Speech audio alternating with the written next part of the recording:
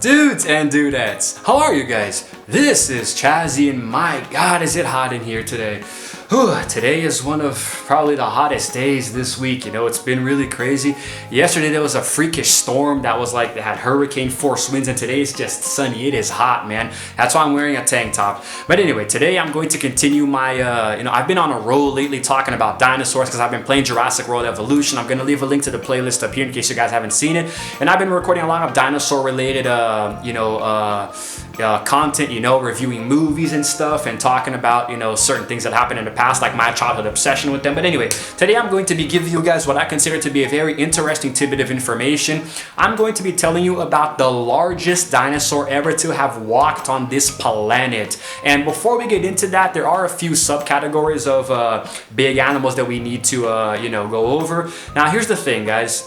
Lately I've been trying to do my videos in a way where I put my phone, here under the camera, but it looked a little weird. It seemed a little artificial and I didn't seem very enthusiastic in those last videos. So I'm just gonna wing it, do it like keep my phone in my hand, and have a few tidbits here written down. So I'm going to be trying to give you guys some info in the most natural way possible, okay? But first, let's get into it. There is a category of big dinosaurs called Titanosauria, okay? These things were big. There's actually a skeleton that I'm gonna show you guys right now, a fossil, on display at the Field Museum of Natural History in Chicago, Illinois, and this is to give you guys an idea of how big this thing is. I don't know if you'll be able to actually see it.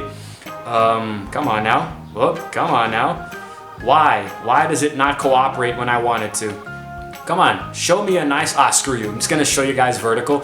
This is a skeleton, a fossil of one of the biggest Titanosaurias ever found. I do believe it's called the Patagonia Sabara something. I'm gonna be talking about a few of them, and one specific one that is considered to be the biggest, but try to think back to a time 65 million years ago, which is what science estimates the dinosaurs to have lived back then. Now, today the biggest animals we have are elephants on land and blue whales in the sea, but these Titanosauria were massive, guys. Try to picture an animal that with each step that it took, there was a little mini earthquake around it, If you were anywhere near this animal and it stepped on the ground, you would probably go flying. Like you would literally bounce off the ground and fall back, I'm pretty sure that it caused a small little earthquake whenever it stepped, These things were called thundering lizards.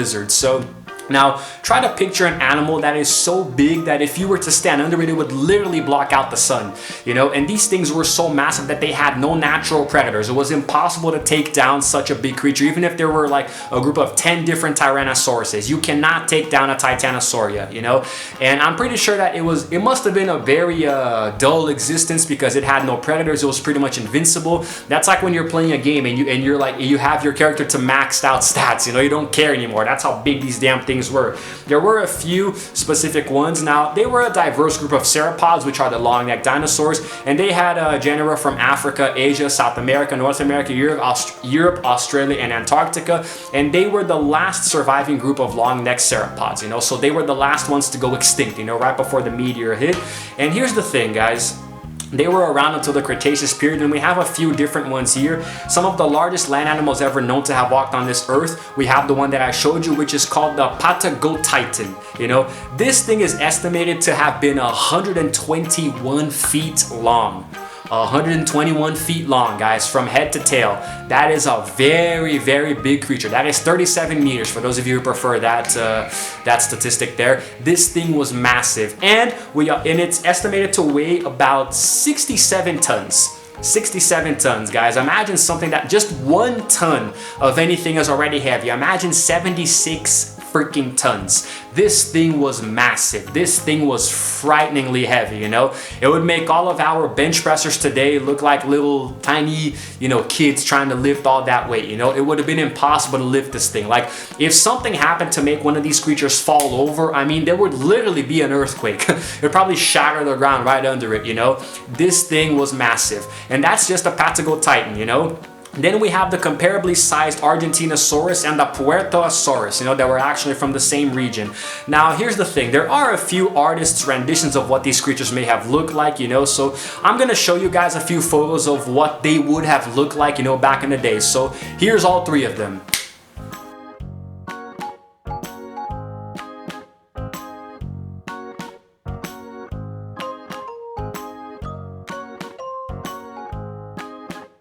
Pretty big, huh? Imagine if these things were still around today. Now, here's the thing. In my research, I found that out of all of these dinosaurs that I've been talking about, the Argentinosaurus is arguably the biggest one. And this thing is a freaking monolith because just there's a reconstructed skeleton here for you guys to see. I don't know if the angle is going to be too. For some reason, it doesn't really show too well the. See if you guys can see it. I actually have to make my phone lay down for this one.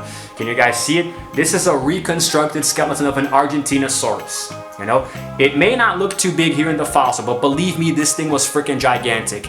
And now here's the thing. This thing lived, you know, the reason that it's called an Argentinosaurus is that it actually lived in what is today the modern day region of Argentina, and it lived until during the late Cretaceous period. So right there before the dinos got wiped out. It is one of the largest land animals, known land animals of all time, if not the actual largest, you know. And the length estimates ranging anywhere from 100 to a maximum of 130 feet.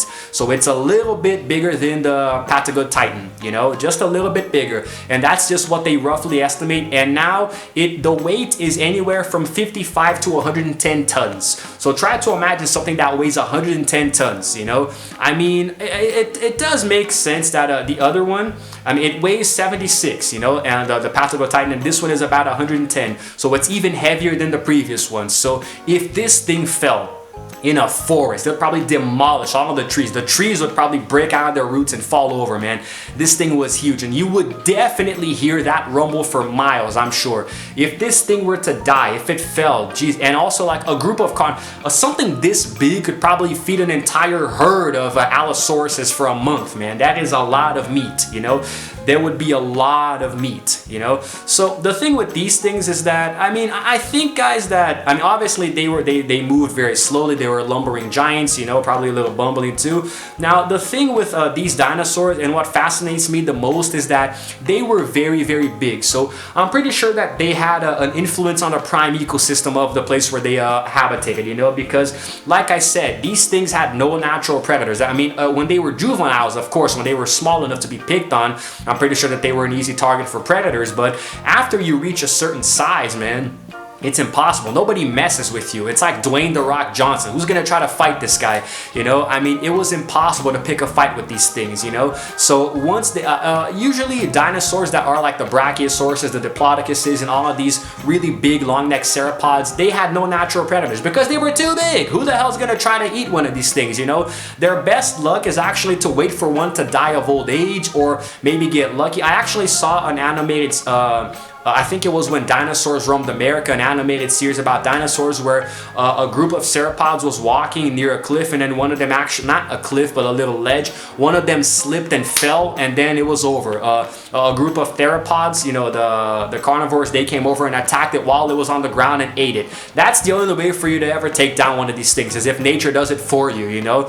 I'm pretty sure that back in the Cretaceous period when these things lived, there might have been a few accidents where maybe one of them falls over, you know, and it's kind of like a horse, guys. If a horse falls over, depending on how it falls, it's gonna have a lot of difficulty getting back up, you know, it might even not be able to at all. If a horse breaks its leg, it can't ever walk again, you know. It's crazy. It's a little bit crazy. So if one of these giant sauropods broke its leg or actually fell over, it would be impossible for it to get back up. It's impossible. These things, when they went to lay down to rest or sleep, I'm pretty sure they lay down on their stomachs, you know, so they can, like dogs do sometimes, so they can actually have more an easier time getting back up. If they ever fell on their sides though and got hurt, I mean, try to imagine 110 tons falling over. That's definitely gonna crack a few ribs, maybe rupture a few organs, you know, so, and break a few bones. I'm pretty sure if one of these things falls over, it's not getting back up. Now, if you happen to go to a museum where one of these skeletons is up on display, one of the fossils, it's gonna give you a very good estimate of how big it was. I showed you guys a few photos here and some artistic renderings, but obviously it's not the same thing as actually going to a museum and seeing one of these propped up skeletons. You know, it would definitely give you a sense of how big these things really are.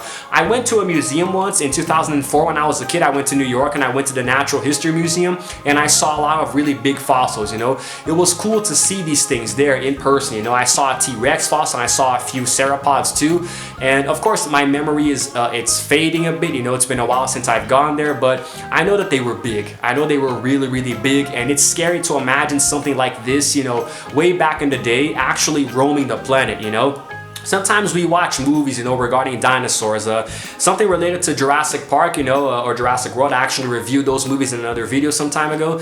And seeing something like that in real life would definitely scare the bejesus out of me, you know, because these things are huge, you know, and they would eat you. Like a freaking a giant sauropod wouldn't even see you. It would step on you by mistake and not even feel the squish under its foot, you know, and that would be a painful way to go, wouldn't it? Imagine being stepped on by a freaking Argentinosaurus, man. That would, ugh.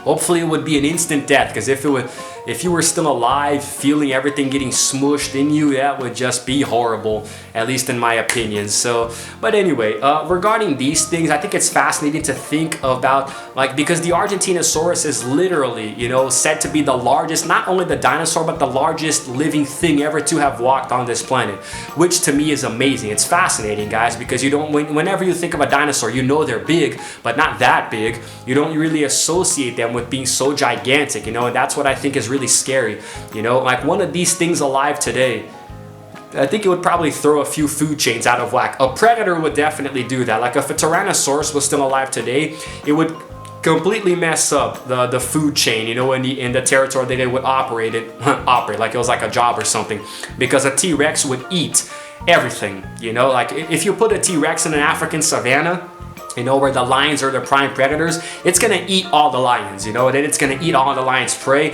So it's gonna be like, and eventually it's gonna probably force a few species to go extinct, you know, because it's gonna eat everything. So, like, it would really throw the ecosystem out of whack, like if a megalodon were to be introduced in our oceans today. But anyway, I think that's it. That's all I can talk about this, you know. I just thought it was an interesting topic, and I wanted to tell you guys what about the biggest dinosaur ever to have lived, you know. So it's really cool, and I'm loving recording these videos talking about dinosaurs, but it's almost over. I'm coming up on the final stretch of my Jurassic World Evolution gameplay, so after that I'm gonna chill for a bit, I promise. You know, you guys are probably, you know, freaking annoyed with so many dinosaur related videos, you know, but it's gonna be over soon. Okay, I just wanted to get this one out there. Okay, so that's it. I hope you guys have found this video interesting. I certainly did. I love researching it, and I'm definitely gonna look more into it later if I can. So that's it. This is Chazzy signing out for now, and as always, I will see you guys in the next video.